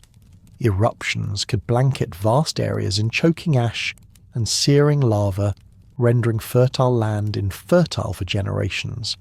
The air would turn thick with sulphur, the sky dark with ash, a stark, dramatic demonstration of the Earth's raw, untamed power. While you might not have lived directly in the shadow of an active volcano, tales of such devastating events would have been common, adding to the pervasive sense of precarity. Harsh winters, especially if your wanderings took you to the northern regions, presented severe challenges for survival. With limited heating, often just a small brazier or hearth, and inadequate shelter for many commoners, the cold could be a relentless, deadly foe. You learned to bundle yourself in layers to seek what shelter you could find, and to endure the biting chill that seeped into your bones. Frostbite, hypothermia, and the simple struggle to stay warm were constant companions through the colder months. Systemic threats like widespread famine, often a direct consequence of these natural disasters, or the disruption caused by warfare, regularly swept across the land. These were not isolated incidents, but massive humanitarian crises claiming countless lives with minimal formal relief efforts. Villages would be emptied, families scattered, and the fabric of society strained to its breaking point. You witnessed these events, the quiet horror of communities slowly starving, and it further hardened your resolve to rely on your own strength and ingenuity. Common diseases such as smallpox, dysentery, and various fevers for which there was little effective medical treatment further compounded the fragility of life. A simple cut could turn deadly. A fever could claim a child in days. You learn to live with the constant, unspoken threat of illness, recognizing it as another formidable enemy. The line between life and death was always thin, a constant whisper in the back of your mind. The wind smells of smoke, steel, and a little too much horse. From segment 2.1 you remember a pervasive sensory reality of a land simultaneously beautiful and brutal, where human conflict and natural fury intertwined in an unceasing dance. This foundational context of a harsh land and rigid hierarchy, you realize, was not merely a backdrop. It ultimately served as the unyielding stage upon which you, Miyamoto Musashi, carved your legendary solitary path to mastery. Your life was an extraordinary testament to how an individual could navigate challenge and ultimately transcend the very systems of governance, social control, and conflict that defined feudal Japan. You were both a product of your time and profoundly a rebel against it. You often reflected on the sheer unyielding power hierarchy in practice. This wasn't a theoretical construct you read about in scrolls. It was a daily lived reality that influenced every interaction, every decision. The authority of the shogun, the daimyo, and their samurai flowed downwards, creating a cascading demand for unquestioning obedience. You saw how this system could crush individual spirit, how it shaped men into tools for their lord's ambitions. Yet you chose a different path, one that would put you in direct opposition to this very structure. Your choice to become a Ronin was a deliberate act of defiance against this order. It wasn't just a personal preference, it was a profound philosophical statement. You recognized that a samurai's traditional role, while offering protection and purpose, came at the cost of ultimate freedom. You were unwilling to pay that price. Your refusal to pledge loyalty to any lord, or tie himself to a dojo or a warband, was an act of insubordination that resonated deeply through the structured world around you. You watched others playing politics or polishing someone else's boots, knowing that such actions would inevitably compromise your personal quest for mastery. The constant attempts by lords and generals to recruit him, even with tempting offers of gold-fine horses, land silk kimonos, a few even daughters, were more than just flattery. They were the system's attempts to co-opt, to control, to integrate this powerful anomaly into its own rigid framework. You were a wild card, and the feudal system by its very nature sought to domesticate wildness. Your repeated refusals, however, highlighted the fundamental tension between your individual will and the pervasive controlling nature of the feudal power structure. You were a living, breathing challenge to their established norms. Your very existence as an undefeated, masterless warrior capable of dismantling prestigious institutions like the Yoshio school served as a potent, unsettling force. You proved that mastery could be achieved outside the system, that true power could reside in individual skill and autonomy, rather than solely an inherited position or allegiance. This was a dangerous precedent, a silent yet undeniable subversion of the hierarchical norms that underpinned all power in feudal Japan. You were in a sense a living, breathing question mark at the heart of their rigid world. Your path, though solitary, was a constant, undeniable force, reshaping the understanding of what a warrior could be. Your life as a Ronin, you intimately understood, meant existing largely outside the formal, legal and enforcement mechanisms that governed most of feudal society. For you, the traditional justice system was often abstract, irrelevant. Your law was the immediate will of your opponents, the unwritten, brutal rules of the dueling ground, and ultimately the sharp edge of your own blade. You were your own judge, jury, and executioner, a stark reality in a world without formal recourse for the masterless. The Goningumi system of collective responsibility, which bound groups of 5 households together, making them mutually accountable for each other's actions, was a powerful tool of social control in villages and towns. But as a wandering Ronin, you were a ghost, untethered from such communal obligations. Your solitary nature negated its reach, freeing you from its social pressures, but also denying you the protection and support it could offer. You were truly alone, and this isolation, while providing a fierce freedom, meant every consequence was yours and yours alone. Your very first duel at 13 against Arima Kihei was a vivid example of the era's informal justice. Though effectively legalized murder within the samurai code, it operated entirely outside formal court proceedings. The duel itself was the trial, the combatants, the plaintiff and defendant, and the outcome, the verdict. This highlighted how a samurai's honor, the right to settle disputes with steel, and a lord's will often superseded state law in matters of personal grievance or martial challenge. You learned early that your world operated by a different, more primal code. Public punishments, you knew, were common and brutal, designed to instill fear and maintain order through spectacle. Your duels, often unfolding as public spectacles, served a similar purpose, demonstrating a swift, decisive justice or humiliation, delivered not by a magistrate, but by your blade. The speed and finality with which you dispatched opponents, often before they could fully react, mirrored the often immediate and brutal nature of feudal enforcement, though in your case it was self-enacted. You brought your own brand of order to the dueling ground, a stark personal justice. The inherent lack of individual rights, as we might understand them today, was a fundamental given of feudal society. Your path was not about appealing to a higher authority for protection. It was about forging your own rights through sheer combat prowess and an indomitable will. You carved out your autonomy, with every victory asserting your right to exist and pursue your path through an unwavering demonstration of skill. The pervasive fear of torture or forced confession, though not directly experienced by you in the provided accounts, underpinned the era's enforcement mechanisms.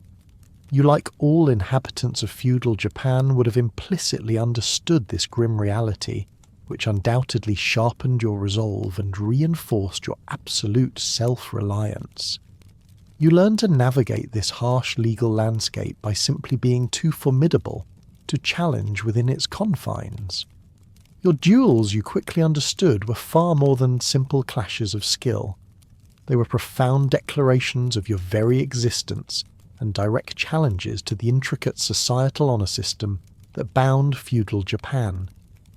Each encounter was a high-stakes drama, almost a sacred ritual, often culminating in the opponent's death, or for the vanquished, who survived a severe, irreparable humiliation that could utterly destroy their reputation and their clan standing.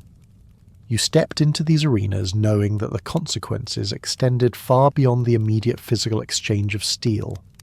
Your first duel at the tender age of 13 against Arima Kihei left an indelible mark not only on your fledgling legend, but also on the societal narrative of honour. Kihei's defeat was not merely a loss, it was the humiliation of a grown samurai bested by a barefoot teenager. This was a direct, devastating assault on Kihei's honour, and standing a public shaming that would haunt him and his family for generations. For a samurai, honour was paramount, often transcending the value of life itself. To be shamed in such a public and definitive manner was for many a fate far worse than death. You understood the profound ripple effect of this early victory, knowing that you had not just won a fight but had irrevocably altered a man's entire social standing. The brutal defeat of the esteemed Yoshiko Seijuro and his brother Denshichiro, followed by your merciless pre-dawn ambush and cutting down of their young nephew Matashiro, was a strategic and utterly ruthless act.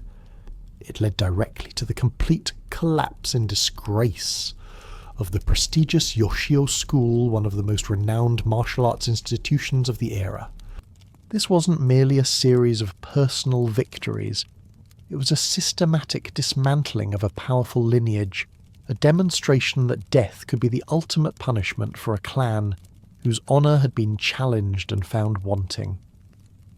The entire school, its reputation, its future, all shattered under the unyielding weight of your blade and your tactical brilliance. You were not just fighting individuals, you were fighting institutions and winning. Your unique combat philosophy, you realise, prioritised survival above ceremonial conduct. While other samurai might engage in pretty cuts for the sake of ceremony, adhering to elegant formalised forms even in mortal combat, you sought fast, ugly final kills. You saw through the performative aspects of duelling to its brutal core, eliminate the threat swiftly and decisively. This wasn't about looking good, it was about living.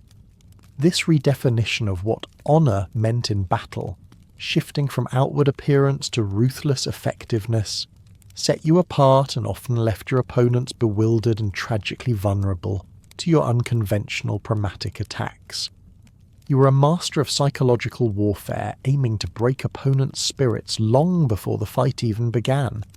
You cultivated an aura of invincibility, often arriving late to duels deliberately unkempt, creating an unsettling presence that ate away at an opponent's confidence. You understood that a sword can kill the body, but fear kills the soul. You used their fear and doubt as potent weapons, recognizing that if you could defeat their mind, their body would soon follow a mere shell waiting for the final blow. This internal battle, you understood, was often more crucial and devastating than the external one. The concept of seppuku, ritual suicide, though, never a path you chose for yourself, was an ever-present cultural backdrop in your era. It represented the ultimate act of atonement or dignity for a samurai facing unavoidable dishonour, a final, desperate attempt to preserve one's name through a voluntary, agonizing death. You understood its gravity, its significance as a powerful tool of societal control, a deterrent against perceived failure or disloyalty to one's lord. You, however, chose a different path for your own final act, one of mastery and completion rather than atonement or escape from shame.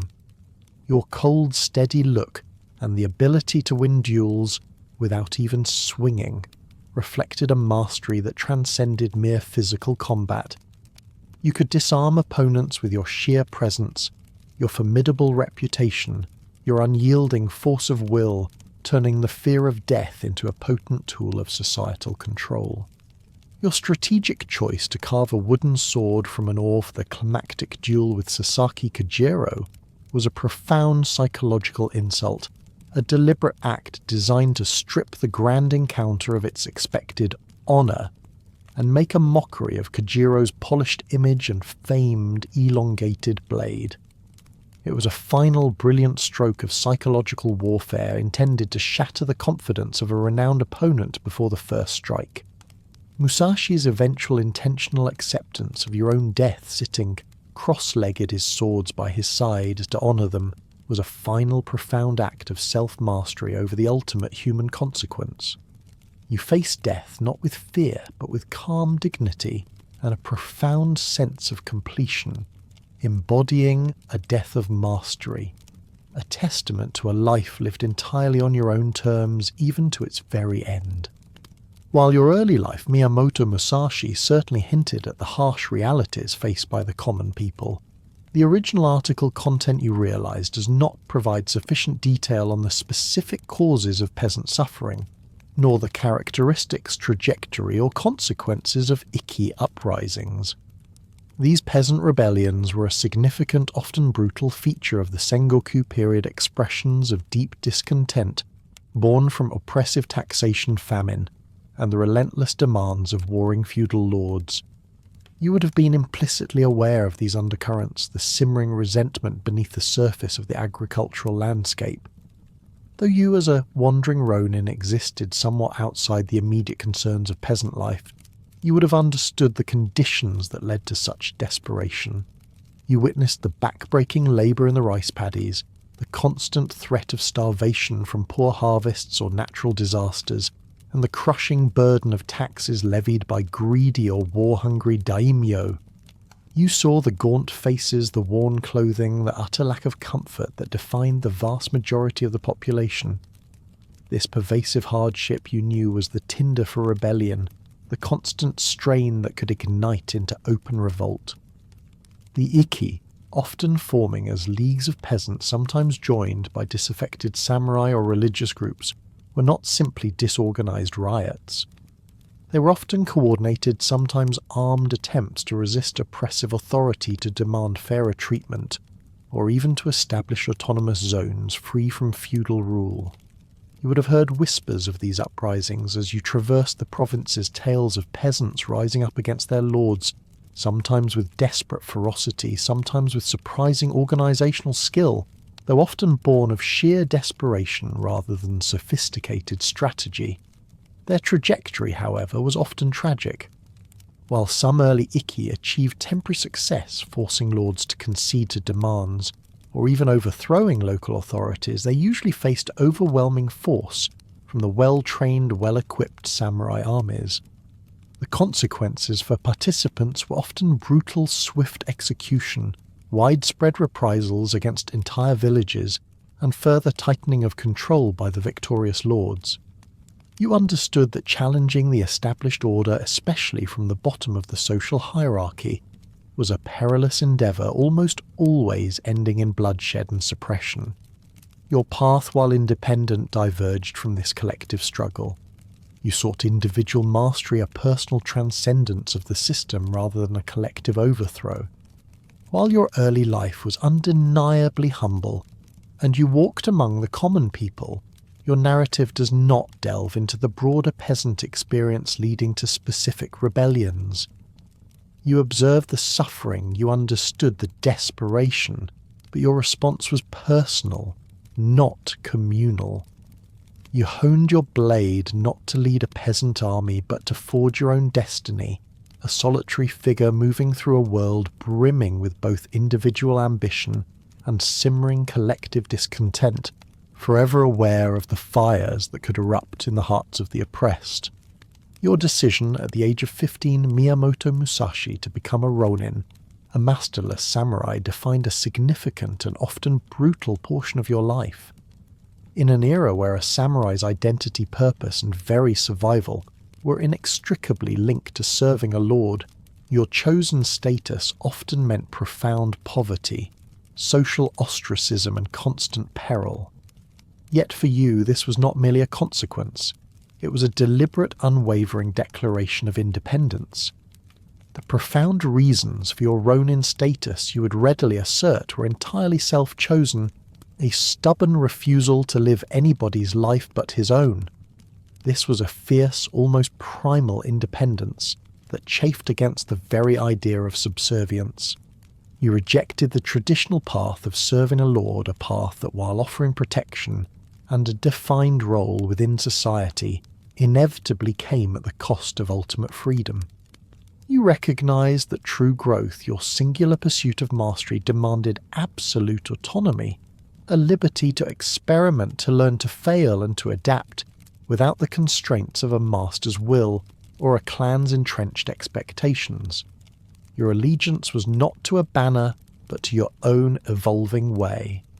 Your profound struggles during this period of wandering were manifold and relentlessly constant. You experienced constant grinding poverty, often finding yourself sleeping under trees, not silk canopies, enduring the raw elements with only the clothes on your back. The nights were frequently cold, the ground hard and unforgiving, and the sense of isolation often immense. Foraging for food became a daily desperate necessity, and you often subsisted on the most meagre fare. You vividly remember weeks spent surviving on stolen radishes and questionable river fish, a stark testament to the sheer hunger and raw resourcefulness demanded by your existence. Your physical appearance itself became a testament to this hardship, an unkempt, almost feral look, with wild hair, torn clothes, and muddy, calloused feet, which further marked you as an outsider, a wild creature of the roads. Social ostracism, you realized, was the implicit, unavoidable consequence of your chosen path. The nervous whispers of villagers as you passed the dismissive attitudes of respectable samurai, who saw you as a walking scandal, all spoke of a society that had no clear, comfortable place for a man like you. You were an anomaly, a powerful figure who stubbornly refused to fit into any neat category, and society often reacts to such figures with a mixture of fear and disdain. You were not invited to formal gatherings, nor offered the courtesies extended to even minor samurai retainers. You were an outcast, yet you bore this status with a quiet, unyielding pride, your internal compass pointing steadfastly towards your own truth. Despite the immense hardships and constant challenges, you perceived your Ronin status not as a curse, but as a source of priceless freedom. It allowed you to evolve, adapt, and grow beyond the rigid limits set by tradition, to develop a unique style and a profound philosophy unconstrained by the dogma of existing schools or the expectations of a lord. You were free to roam the length and breadth of the land, to challenge any master, to learn from every encounter, from every landscape, and from every adversary. This was a liberation that few in your era could comprehend, let alone achieve a freedom forged in hardship and disciplined through unwavering will. You explicitly declared freedom is your sharpest blade, recognizing that this absolute autonomy allowed you to answer only to yourself. It gave you the singular focus to hone your skills without the distraction of political games, castle intrigue, or the need for a lord's protection. Your very survival depended entirely on your own abilities, fostering a self-reliance and an ingenuity that few could match.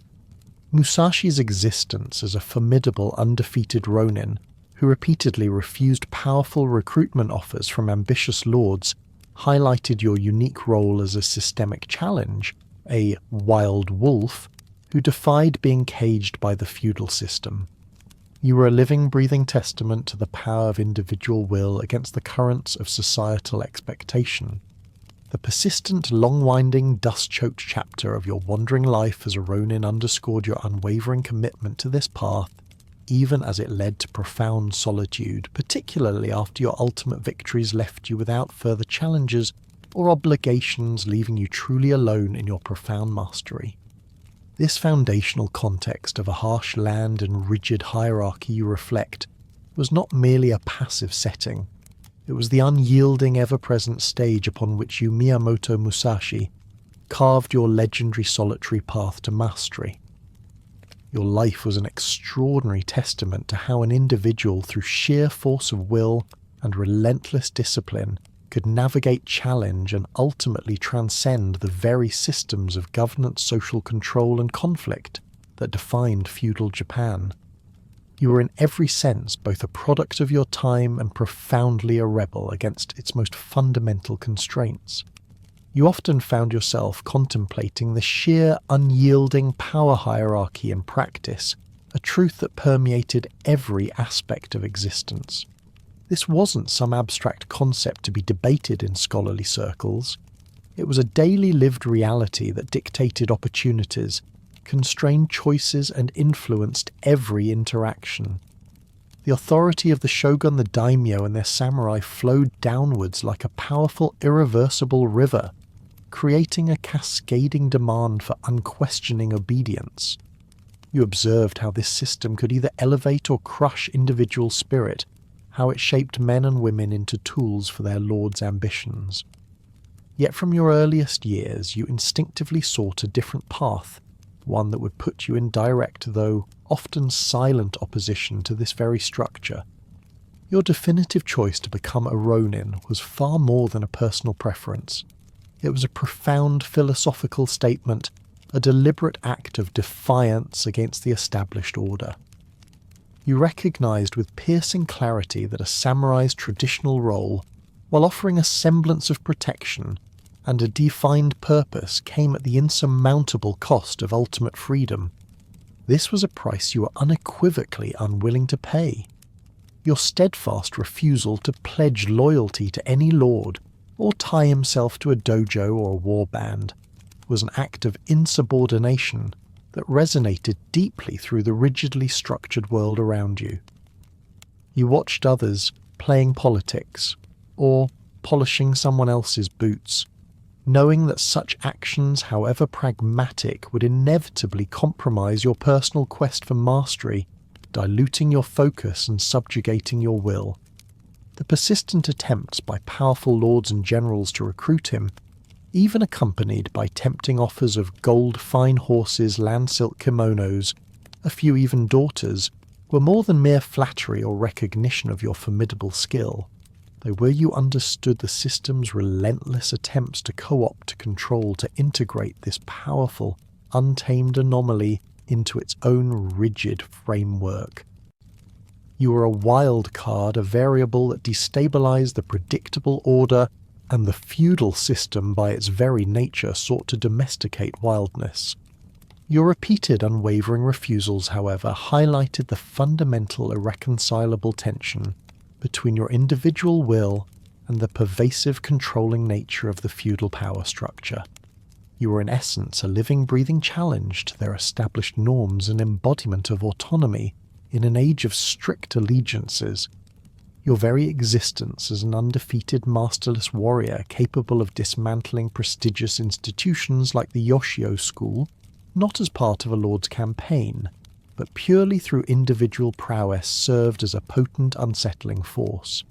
This demonstrated in the most visceral way possible that true mastery and formidable power could be achieved outside the system, that individual skill and unwavering autonomy could transcend the perceived invincibility of the established order. You were a testament to radical self-reliance, a living embodiment of personal power that could not be easily categorized, controlled or chained by the existing hierarchy.